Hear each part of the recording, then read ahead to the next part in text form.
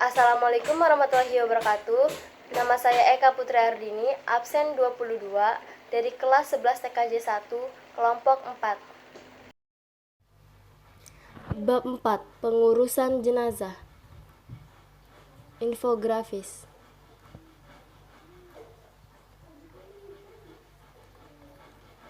1. Umur dan kematian. Kematian merupakan ketentuan Allah Subhanahu wa Ta'ala. Tidak ada seorang pun yang dapat menghindarinya. Kematian merupakan hal yang pasti. Cepat atau lambat pasti akan datang. Semua makhluk hidup akan merasakan mati. Tidak ada seorang pun, baik kaya, miskin, berpangkat, atau orang biasa, tua, muda, maupun yang siap atau tidak siap, semuanya akan menjemput kematian. Allah Subhanahu wa Ta'ala berfirman dalam Quran Surat Al-Jumu'ah ayat 8, yaitu, "Katakanlah, sesungguhnya kematian yang kamu lari daripadanya, ia pasti menemui kamu. Kemudian kamu akan dikembalikan kepada Allah yang mengetahui yang gaib dan yang nyata, lalu Dia beritakan kepadamu apa yang telah kamu kerjakan." Firman Allah Subhanahu wa Ta'ala pada Quran Surat Ali Imran ayat 185, yaitu, "Tiap-tiap yang berjiwa akan merasakan mati, dan sesungguhnya pada hari kiamat sajalah disempurnakan pahalamu. Barang siapa dijauhkan dari neraka dan dimasukkan ke dalam surga, maka sungguh ia telah beruntung. Kehidupan dunia itu tidak lain hanyalah kesenangan yang memperdayakan." Menjelang kematian, setiap manusia mengalami sakaratul maut. Ada beberapa hal yang perlu dilakukan saat kondisi kritis ini, antara lain mentalkinkan atau menuntun bacaan tauhid di telinga seorang dengan suara jelas dan tegas. Tetapi jika sudah dalam keadaan sangat kritis, cukup dibimbing hanya dengan lafal Allah saja. Sementara itu, ada beberapa langkah atau tindakan yang harus dilakukan saat kematian itu sudah terjadi, yaitu sebagai berikut. A. Segera mengatupkan atau memejamkan matanya, karena saat ruh sudah dicabut, mata jenazah mengikuti arahnya. B. Melenturkan persendiannya agar tidak menjadi kaku dan keras. C. Menanggalkan pakaian dan perhiasannya dan diganti dengan pakaian yang menutupi dan melindungi seluruh tubuhnya. D. Membetulkan letak anggota tubuhnya serta membujurkannya ke arah kiblat. E. Menyegerakan seluruh proses pengurusan jenazah. F. Membayarkan utang-utangnya. 2. Pengurusan jenazah. Pengurusan jenazah adalah pengurusan jenazah seorang muslim atau muslimah. Sebagian muslim harus melibatkan diri untuk mengurusnya. Tidak boleh semuanya abai, cuek, atau masa bodoh. Meskipun hukumnya fardu kifayah, kecuali bila hanya terdapat satu orang saja, maka hukumnya fardu ain. Maksud dari fardu kifayah adalah jika sebagian kaum muslimin sudah melaksanakan, maka kaum muslim yang lainnya tidak terkena kewajiban atau dosa. Sebaliknya, jika tidak ada satupun, maka berdosa semuanya. Tentu yang terkena dosa adalah kaum muslim yang berada tidak jauh dari tempat tinggal jenazah. A. Memandikan jenazah. Syarat jenazah dimandikan adalah: A. Beragama Islam. B. Didapati tubuhnya walaupun hanya sebagian. Hal ini terjadi pada jenazah yang biasanya mengalami kecelakaan. Jika ada lukanya, bersihkan terlebih dahulu. C. Bukan karena mati syahid atau mati dalam peperangan membela agama Islam. Syarat orang memandikan jenazah adalah: A. Muslim, berakal dan balik. B. Berniat memandikan jenazah. C. Kepribadiannya jujur dan soleh. D. Terpercaya, amanah, dan mengetahui hukum memandikan mayat, serta dapat menjaga aib jenazah. E. Jenis kelamin sama, jenazah laki-laki dimandikan oleh laki-laki, jenazah perempuan dimandikan oleh perempuan, kecuali suami istri atau mahramnya.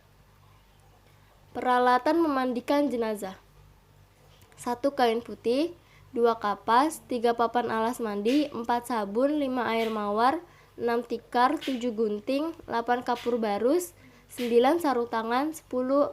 air. Sabda Rasulullah Shallallahu Alaihi Wasallam dari Ummu Atiyah, seorang wanita Ansar radhiyallahu anhu berkata, Rasulullah Shallallahu Alaihi Wasallam menemui kami saat kematian putri kami, lalu bersabda, mandikanlah dengan mengguyurkan air yang dicampur dengan daun bidara 3 kali, 5 kali, atau lebih dari itu. jika kalian anggap perlu, dan jadikanlah yang terakhirnya dengan kapur barus atau yang sejenisnya. Dan bila kalian telah selesai, beritahu aku. Ketika kamu telah selesai, kami memberitahu beliau. Kemudian beliau memberikan kain beliau kepada kami seraya berkata, pakaikanlah ini kepadanya, maksudnya pakaian beliau. Hadis riwayat Bukhari. B. Mengkafankan jenazah. Mengkafani jenazah adalah menutupi atau membungkus jenazah dengan sesuatu yang dapat menutupi tubuhnya, walau hanya sehelai kain dari ujung rambut sampai ujung kaki. Meskipun para fuqaha ahli fikih memilihnya antara batas minimal dan batas sempurna. Kain kafan yang dipergunakan hendaknya berwarna putih dan diberi wewangian. Bila mengkafani lebih dari ketentuan batas, maka hukumnya makruh sebab dianggap berlebihan. Batas minimal mengkafani jenazah, baik laki-laki maupun perempuan, adalah selembar kain yang dapat menutupi seluruh tubuh jenazah. Sedangkan batas sempurna bagi jenazah laki-laki adalah 3 lapis kain kafan, sementara untuk jenazah perempuan adalah 5 lapis, terdiri 2 lapis kain kafan ditambah kerudung, baju kerudung, dan kain. Hal-hal yang disunahkan dalam mengkafani jenazah. A. Kain kafan yang digunakan hendaknya kain kafan yang bagus, bersih, dan menutupi seluruh tubuh jenazah. B. Kain kafan hendaknya berwarna putih. C. Jumlah kain kafan untuk jenazah laki-laki hendaknya 3 lapis, sedangkan bagi jenazah perempuan 5 lapis.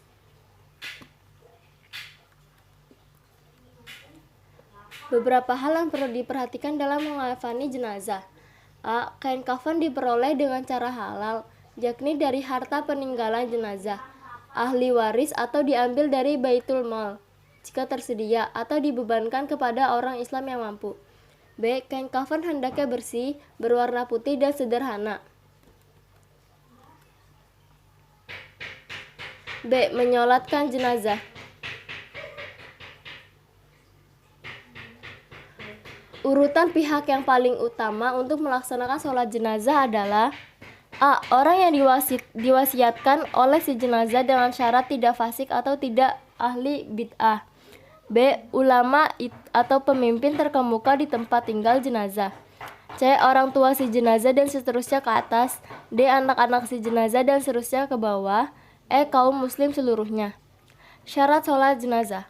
A. Syarat sholat jenazah seperti pelaksanaan sholat biasa, yakni suci dari hadas besar dan kecil, suci badan dan tempat dari najis, menutupi aurat dan menghadap kiblat. B. Jika jenazah laki-laki, posisi imam berdiri sejajar dengan kepalanya. Sebaliknya, jika jenazah perempuan, posisi berdirinya sejajar dengan perutnya. C. Jenazah diletakkan di arah kiblat orang yang menyolatkan, kecuali sholat di atas kubur atau sholat gaib. Sunnah sholat jenazah. A. Mengangkat tangan setiap kali takbir. B. Merendahkan suara bacaan, seperti bacaan pada sholat zuhur atau asar. C. Membaca ta'awuz terlebih dahulu.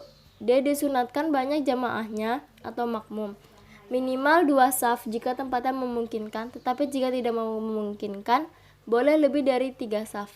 Bahkan jika jamaahnya sedikit, tetap dibuat 3 saf.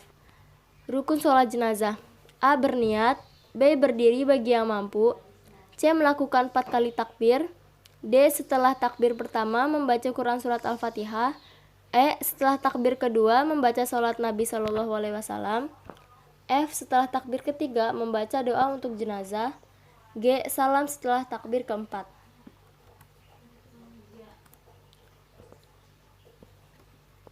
B. Menguburkan jenazah. Sunnah menguburkan. 1. Menyegerakan, mengusung atau membawa jenazah ke pemakaman tanpa harus tergesa-gesa. 2.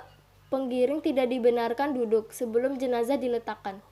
3. Disunahkan menggali kubur secara mendalam agar jasad jenazah terjaga dari jangkauan binatang buas atau agar baunya tidak merebak keluar. 4. Lubang kubur yang dilengkapi liang lahat, bukan syak. Syak adalah liang yang dibuat khusus di dasar kubur pada bagian tengahnya. 5. Disunahkan memasukkan jenazah ke liang lahat dari arah kaki kuburan, lalu diturunkan ke dalam liang kubur secara perlahan. Waktunya. Mengubur jenazah boleh kapan saja, namun ada 5 waktu yang sebaiknya dihindari, yakni matahari baru saja terbit, tunggu sampai meninggi. matahari saat berada di tengah-tengah, saat panas terik yang menyengat atau saat waktu zuhur tiba, sampai condong ke barat, saat matahari hampir terbenam hingga ia terbenam sempurna.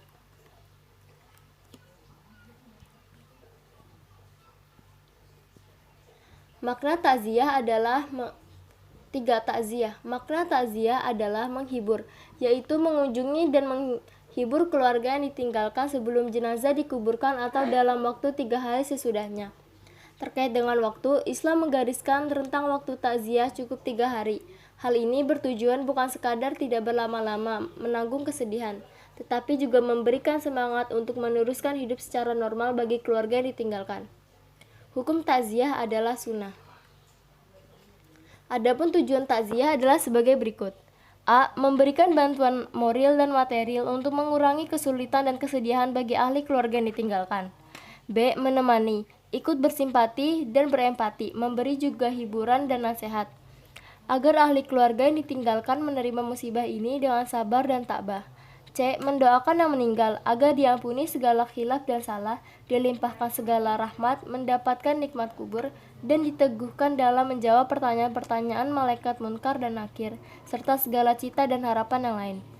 D. Menjadikan sebagai ibrah atau pelajaran bersama, muhasabah diri, introspeksi diri, bahkan setiap yang bernyawa pasti akan merasakan mati.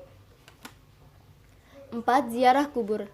Manfaat dari ziarah kubur juga didapat dari peziarah, antara lain, mengingatkan diri sendiri bahwa suatu saat dirinya akan dijemput kematian. 2. Melembutkan hati agar tidak sombong dan menolak kebenaran. 3. Membiasakan meneteskan air mata karena hidupnya banyak khilaf dan salah.